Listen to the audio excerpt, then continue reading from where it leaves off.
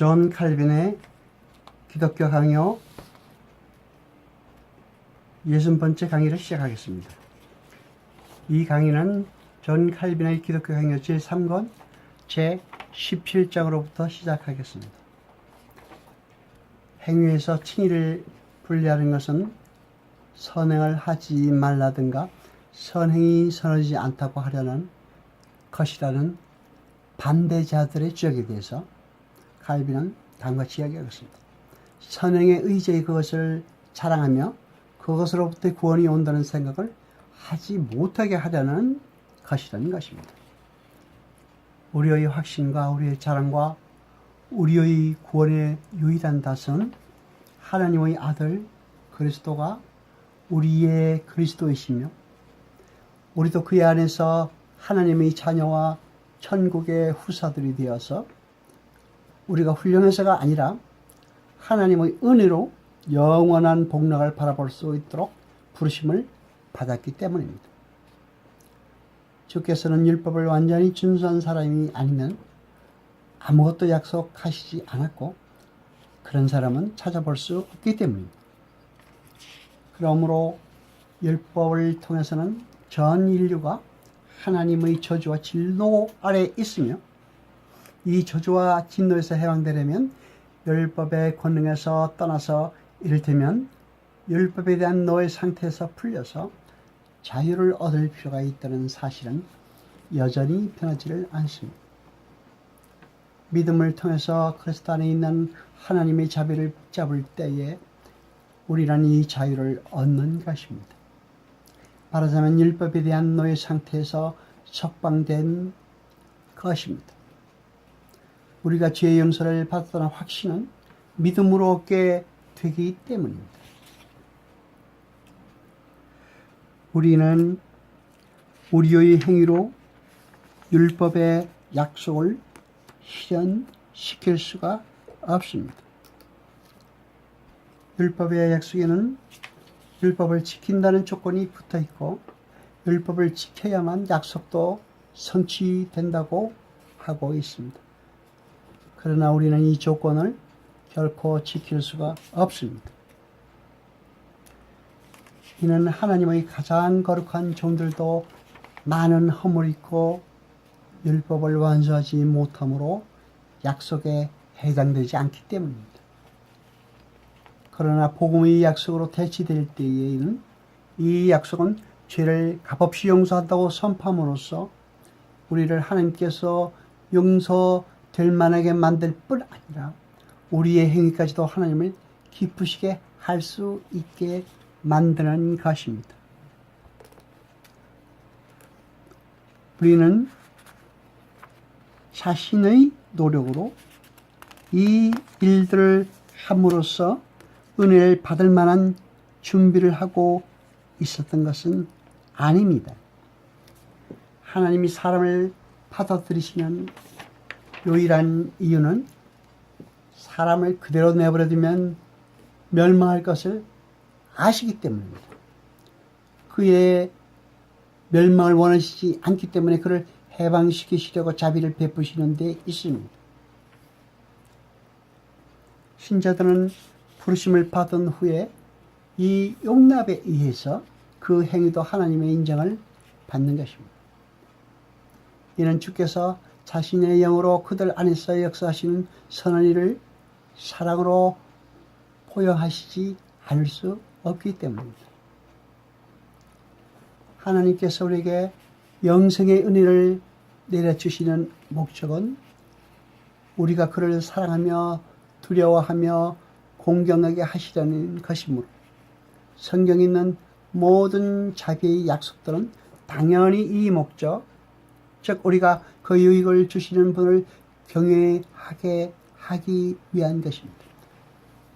그러므로 우리는 하나님께서 그 율법을 지키는 사람들을 선대하신다는 말씀을 들을 때마다 이런 말씀은 하나님의 자녀들이 지켜야 될 항구적인 의무를 지적한다는 것을 잊지 말아야 합니다. 주께서 자비를 베푸시는 것은 신자들의 행위에 좌우되는 것이 아니라 바른 생활로 주의 부르심에 응답한 자들에게 구원의 약속을 실행하신 것임을 우리는 기억해야 합니다. 주께서는 그의 영의 지도를 받아 선을 행하는 자들에게만 자녀의 정직한 휘장을 인정하시기 때문입니다. 지극히 자비로우신 아버지께서 그들을 자신과의 교제에 인도하시며 그 교제 안에서 보호하시고 강하시는 방법인 것입니다. 아버지께서는 저를 미워하시고 의를 사랑하심으로 신자들을 자신과 자신의 나라에 적합하도록 만들기 위해서 자신의 영으로 자신과 연결된 그들을 순결하게 만드시는 것입니다. 그러므로 하나님 나라의 문을 성도들에게 열어주시고 따라서 하나님의 나라에서 그들이 설 영원한 다리를 마련하는 제일 원인은 무엇이냐고 묻는다면 우리는 자비하신 주께서 그들을 양자로 삼으셨고 계속 보호하시기 때문이라고 대답할 수 있습니다.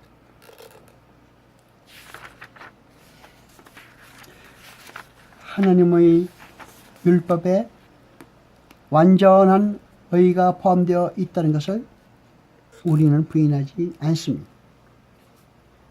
우리는 율법이 요구하는 것을 모두 행할 의무가 있으므로 완전히 복종한 후에도 여전히 무익한 종이라고 말할 수밖에 없습니다. 그러나 주께서 율법의 의라는 영예를 주셨으므로 우리는 주가 주신 것을 제거하지 않고 율법에 대한 복종이 의라는 것을 기꺼이 인정할 수 있습니다. 그리고 인정합니다. 또 각 계명을 지키는 것을 의의 일부라고 인정을 합니다. 다만 조건은 나머지 부분들의 의의 전체가 포함되어 있어야 한다는 것입니다. 그러나 이런 형태의 의는 아무데도 없습니다. 우리가 율법의 의를 포기하는 것은 율법의 의 자체 결함이 있고 불완전하기 때문이 아니라 우리 육이 연약하여 우리에게서는 율법의 의를 전혀 찾아볼 수 없기 때문인 것입니다.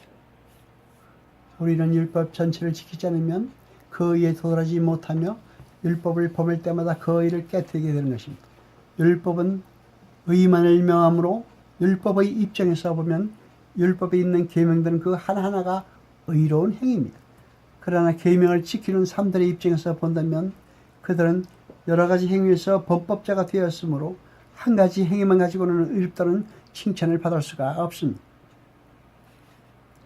아무도 행위로는 의롭다함을 받지 못하는 반면에 행위에 돈 없이도 의롭다함을 받을 수 있다는 결론을 내릴 수 있습니다.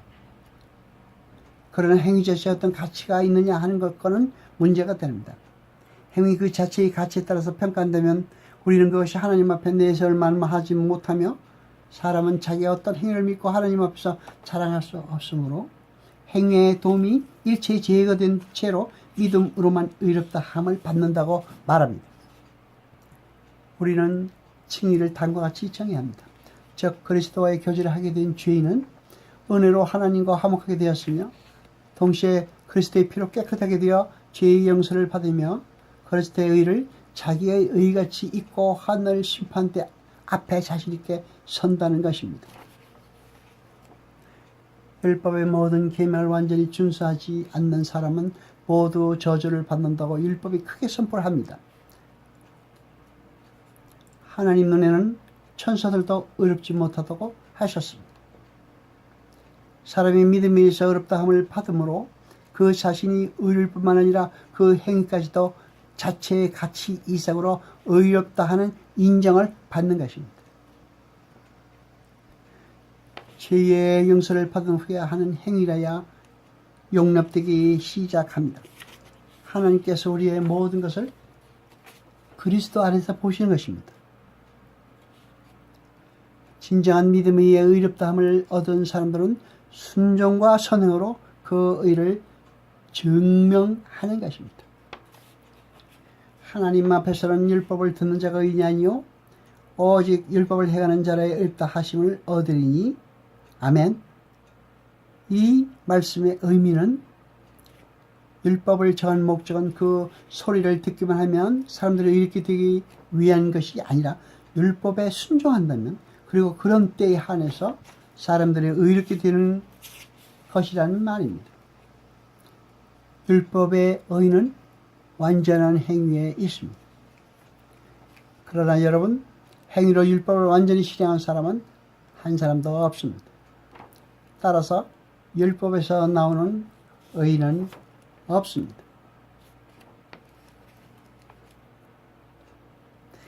여호와여, 나의 의와 내게 있는 성실함을 따라 나를 판단하소서. 여호와여, 정직함을 들으소서. 여호와께서 내 의를 따라 상주하시며 내 손의 깨끗함을 쫓아 갚으셨으니 이는 제가 여호와의 도를 지키고 악하게 내 하나님을 떠나지 아니하였으며 내가 또한 그 앞에 완전하여 나의 죄에게서 스스로 지켰나니.